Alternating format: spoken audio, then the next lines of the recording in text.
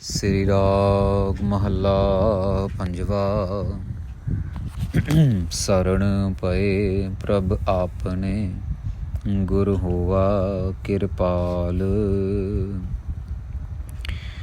48वें अंग पे धन धन श्री गुरु अर्जन देव जी महाराज शब्द गुरु अवतार धन धन श्री गुरु ग्रंथ साहिब महाराज जी के अंदर ये शब्द को सुशोभित करते हैं। साध संगत जी, गुरु महाराज कृपा कर रहे हैं। जब सतगुरु गुरु महाराज कृपाल होते हैं, उससे हमारे जीवन में क्या बदलाव आते हैं, ये सब इस आज के शब्द में महाराज बताएंगे, समझाएंगे कि दुनिया में सबसे बड़ी चीज़ है गुरु प्रसाद, गुरु की कृपा, गुरु का खुशी लेना सबसे बड़ा हमारा उद्देश्य होना चाहिए ज़िंदगी का।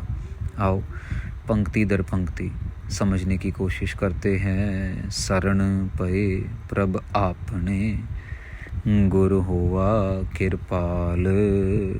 गुरु ने कृपा की, धन धन श्री गुरु ग्रंथ साहिब महाराज ने कृपा की, तब जाके प्रभु के चरणों में आके मुझे जगह मिली। सतगुरु कै उपदेश से है, बिन से सगल जंजाल।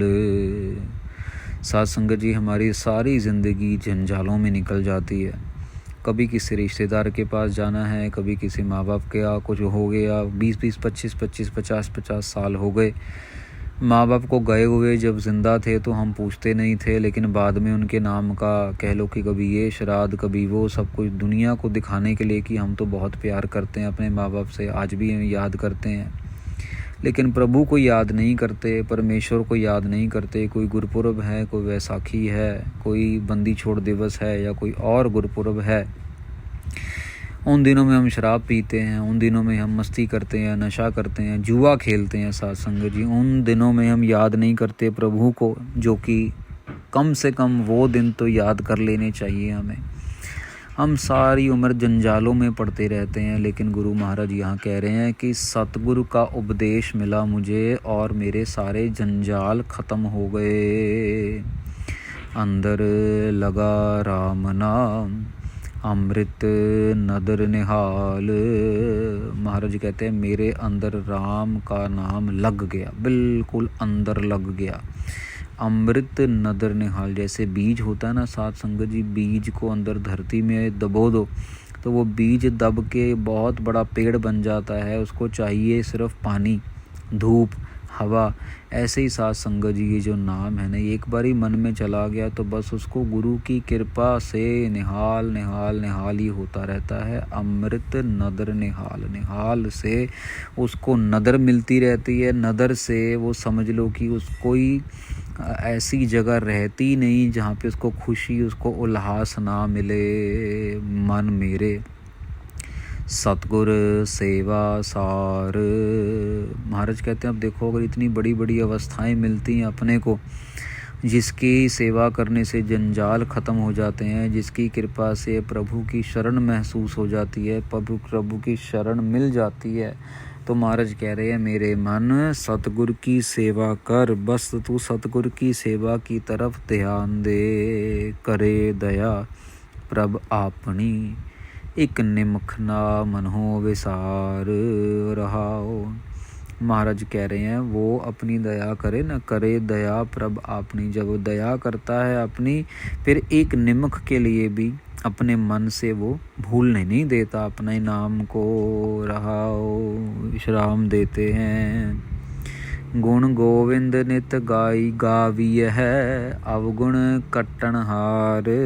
महाराज कहते हैं उस गोविंद के नाम का गायन कर जो तेरे अवगुणों को, तेरे जो अंदर की बुराइयां हैं, काम है, क्रोध है, लोभ है, मोह है, चिंता है, फिक्र है, गलत बोलना है, गंदी गंदी गालियाँ निकालना है, लोगों को धोखा देना है, तेरे अंदर से सारे के सारे अवगुणों को काटने वाला है। कौन काटने वाला है? गुण गोविंद। गोविंद के देखो साध संगत जी, गोविंद के गुणों का गायन करते जाएंगे और हमारे अंदर के अवगुण मिटते चले जाएंगे। क्या कमाल की बात है नहीं? गुण हम गोविंद के गा रहे हैं, लेकिन उस गोविंद के गुणों के अंदर इतना बड़ा शक्ति है कि उसके गुण गाते गाते हमारे अंदर के अवगुण खत्म होते चले जाएंगे। बिन हर नाम ना सुख होए, कर डिठे बिस्तार। महाराज कहते हैं हरि के नाम के बिना कोई सुख नहीं मिलता। साध संगत जी, मैंने सब कुछ करके देख लिया है। महाराज कहते हैं मैंने सारा कुछ करके देख लिया, सब ने मेरे को दिखा दिया, लेकिन मेरे को सिर्फ एक ही चीज़ नज़र आई। क्या नज़र आई? हरि का नाम, जिसके अंदर सारे सुख मिलते रहते हैं। सहजे सिर्फ पर हम लोग साध संगत जी पता है क्या है, हम लोग सुख ढूंढते हैं टेम्परेरी चीज़ों में। अब किसी का जन्मदिन आया तो हमने उसको ग्रीटिंग कार्ड दे दिया, हैप्पी बर्थडे कर दिया, केक काट लिया, चले गए। 4 दिन बाद उससे झगड़ा हो गया, उसी को गाली निकाल रहे हैं। फिर 4 दिनों बाद और झगड़ा बढ़ गया तो फिर उसके खिलाफ ये कर रहे हैं, वो कर रहे हैं। मियाँ बीवी जब इकट्ठे सोते हैं कपड़े उतार के तब तक सब कुछ ठीक है, लेकिन अगर आपस में नहीं बनी तो उसी के बाद फिर डाइवोर्स की बात हो जाती है। फिर उसी बीवी उसी पति के ऊपर ऐसे ऐसे लांछन लगाए जाते हैं, तेरा ये तेरा वो, तेरा ये तेरा वो। दुनिया जहान के झूठे एविडेंस इकट्ठे करके हम लोग एक दूसरे की ज़िंदगी ख़राब करने में लगे रहते हैं। और एक टाइम था कपड़े उतार के नंगे होके सो रहे हैं। हम ऐसे ऐसे ये समझ लो कि कामों के अंदर अपने आप को ज़बरदस्ती खचित करते रहते हैं, जिन कामों का हमारी ज़िंदगी से कोई लेना देना भी नहीं है। ज़बरदस्ती हम अपने अहंकार को पट्टे पालने के लिए, जैसे गाय भैंस को चारा डाला जाता है ना, वैसे हम अपने आप के अहंकार को चारा डालते रहते हैं कि और प्रबल हो, ये और शक्तिशाली हो, ये अहंकार और बढ़े और बढ़े और बढ़े। ऐसे ऐसे काम करेंगे जिनसे हमारा अहंकार और बढ़ता चला जाता है। कोई ऊंची आवाज़ में अपना अहंकार बताता है, कोई आंखें निकाल के अपना अहंकार दिखाता है, कोई हाथ चला के अपना अहंकार दिखाता है, कोई पैसे के बलबूते पे अपना अहंकार दिखाता है। पर हम अहंकार दिखाते हुए ढूंढते ढूंढते ढूंढते कुछ भी नहीं, बास कुछ भी हासिल नहीं करते। आखिर में आके हमें गिरना ही पड़ता है। कहाँ पे गिरना पड़ता है? परिपूर्ण अकाल पुरख वाहिगुरु के चरणों में आके। सहजे सिफती रत्तेया, पाओ जल उतरे पार। महाराज कहते हैं सहज सुभाए सिफ्त, उसकी सिफत सलाह के अंदर हम लोग रत्ते हैं, जिसकी वजह से भावजल जो है पार उतर जाए। भावजल से हमारा जो है पार उतारा हो जाए। महाराज देखो समझा रहे हैं कि उसकी सिफत सलाह के अंदर ही है भावजल से पार लगने की ताकत। अब ये भावजल क्या है साध संगत जी? पहले हम जन्म लेते हैं, फिर माँ के दूध से बड़े होते हैं, फिर उसके बाद पढ़ाई लिखाई होती है, फिर उसके बाद जवानी आ जाती है, फिर काम काज में लग जाते हैं, फिर शादी ब्याह हो जाता है। हर एक रोज़ हर एक पल कोई ना कोई तकलीफ़ है, कोई ना कोई खुशी है, कोई ना कोई गमी है, कोई ना कोई उतार है, कोई ना कोई चढ़ाव है। एक तरीके का भवसागर ही तो है। आप अगर एक बारी किसी सागर के अंदर डुबकी लगा ली तो कभी आपको जो लहर है ऊपर लेके जा रही है, कभी नीचे लेके जा रही है। वहाँ पे जंगली जानवर भी हैं, मछलियाँ भी हैं बड़ी बड़ी। पानी जो है पानी चारों तरफ पानी है, लेकिन एक बूंद पानी नहीं पी सकते करके, वो बहुत ज़्यादा नमक वाला पानी है। तो यही भवसागर ही तो है, और क्या। वहाँ पे अगर भवसागर के अंदर चारों तरफ पानी है, यहाँ पे चारों तरफ माया है। माया के रूप अलग अलग हैं जो हमें अपनी तरफ धकेलते रहते हैं। इसी माया के अंदर परमेश्वर छुपा है जिसको हम पहचान नहीं पाते हैं। सो बहुत सारी सिमिलैरिटीज़ हैं। जब हम जाप करते हैं, सिमरन करते हैं, वाणी पढ़ते हैं, तो गुरु महाराज कृपा करके ज्ञान के चश्मे खोलते हैं, ज्ञान की आंखें खोलते हैं। तीर्थ वर्त लख संजमा, पाइय साधु तूर। महाराज कहते हैं कि हम तीर्थ स्थान पे जाते हैं, हम व्रत रखते हैं, हम लाख तरीके के संयम करते हैं, अपने आप को रोक के रखते हैं, पर ये सारा कुछ साध संगत जी करने की बजाय ये सब कुछ कहाँ पे मिल जाता है? साधु की चरण धूड़ी में। पाइय साधु तूर। तो इतना उद्यम करने की बजाय अगर हम साधु महात्माओं के चरणों में जाके माथा टेके, उनसे ज्ञान की बात सुन के अमल करें तो बस बात बन गई। लूक कमावे किसते, जा वेखै सदा हदूर। महाराज कहते किससे हम छुपा रहे हैं? लूक मतलब अपने काम को हम किससे छुपा रहे हैं? लूक कमावे किसते, जो काम कमा रहे हैं वो जो है किससे छुपा रहे हैं? जा वेखै सदा हदूर, जिस जो हमें हमेशा देख रहा है, जो हमेशा हमें सुन रहा है, जो हमेशा हमारी रिकॉर्डिंग कर रहा है, उससे कैसे छुपा लेंगे? साथ संगत जी, ये चीज़ें ध्यान में रखने वाली पता कैसे होती हैं? जब मौका आता है ना तो हम फिसल जाते हैं। जब मौका आता है ना तो फिर हमें समझ लो कि उस टाइम ध्यान नहीं होता कि यार ये हम गलत कर रहे हैं, ये नहीं ये गलत हो गया। जैसे मान लीजिए कोई काम अटका पड़ा है और सरकारी दफ्तर में कोई रिश्वतखोर बंदा बैठा है और अपना काम निकालने के लिए, मान लीजिए चलो किसी का ब्याह हुआ, अब किसी की शादी हुई तो शादी के समय जो मैरिज सर्टिफिकेट बनता है, मैरिज सर्टिफिकेट बनवाने के लिए एप्लीकेशन देनी पड़ती है। भाई अगर मंदिर में गुरुद्वारे में शादी हुई है तो वहाँ से सर्टिफिकेट लिया जाता है और वो दफ्तर में जमा करवाया जाता है। अब जब कभी कभार क्या है, जो बनाने वाले हैं ये पैसे वैसे खाते हैं। अब क्या है कि हमें तो हमारा काम करवाना है, तो हमारे ध्यान में सिर्फ हमारा काम होता है। अब काम करवाने के लिए अगर हमें 500 रुपये 1000 रुपये देने पड़ जाती है रिश्वत, तो हमें मंजूर है, लेकिन ये गलत है, ये हराम की कमाई है। ये हमारा देना भी गलत है और उसका लेना भी गलत है। अब बजाय उसके खिलाफ़ कोई बात करने के, वो कहेगा भाई साहब मेरा खर्चा पानी तो दे दीजिए, और हम बोलेंगे हाँ ये लो भैया ये लो, मेरा काम कर दो। हमें सिर्फ हमारे काम तक मतलब है, लेकिन हम उसका भी कर्म गलत बना रहे हैं और अपना भी कर्म गलत बना रहे हैं। जो पैसे हमें ईश्वर ने दिए हैं अच्छे काम में लगाने के लिए, हम अपने काम की गर्ज के लिए उसे गलत तरीके से इस्तेमाल कर रहे हैं। उसे हम रिश्वत दे के इस्तेमाल, होना क्या चाहिए, उसकी शिकायत लगानी चाहिए और उसको वहाँ से निकलवाना चाहिए, या अगर हिम्मत है तो उसको प्यार से समझाना चाहिए। अगर वो कुछ गलत बोले तो शिकायत करनी, लेकिन वो सब हम करना नहीं चाहते, क्योंकि हमें क्या है, अरे मेरे को क्या है। लेकिन एक भी इंसान को अगर बदल दिया जाए ना तो एक एक करके, बूंद बूंद करके घड़ा भरता है। साथ संगत जी, एक एक करके बदलाव आता है। चलो मान लेते हैं बदलाव नहीं भी लाने वाले हम लोग, नहीं करना चाहते बदलाव, लेकिन कम से कम कल को जब हमारा समा आएगा, जब हमारा हिसाब किताब खुलेगा, तो कम से कम हमें तो नहीं पूछा जाएगा ना, अरे आजा आजा आजा तूने किस किस को रिश्वत दिया। महाराज रिश्वत मैंने तो नहीं दिया। नहीं याद कर, तेरी शादी हुई थी, उसने मांगा 100 रुपया था, तूने उसको 120 रुपये दे, चाय पानी पी लेना। नहीं। लेकिन जब तेरे सामने वो भिखारी गरीब बंदा आया था जिसकी लात कटी हुई थी और वो तेरे से मांग रहा था, तूने उसको गाली दे के गाड़ी में से भगा दिया था, गाड़ी की खिड़की में, चल दूर हो यहाँ से। अरे नहीं महाराज मैं तो मतलब नहीं महाराज, उस टाइम कोई जवाब नहीं आएगा, उस टाइम कोई जवाब नहीं आएगा हमें, क्योंकि हमने गलती की है साथ संगत जी। हम लोग गलत को सपोर्ट करके और बड़ी गलती कर देते हैं, और बाद में पता लगता है कि जब हम लोग फंस जाते हैं महाराज के सामने जाके, जमदूत के सामने जाके, जब चित्रगुप्त हिसाब किताब करते हैं तब फंस जाते हैं। छोटा करके चेंज लाने की कोशिश कीजिए।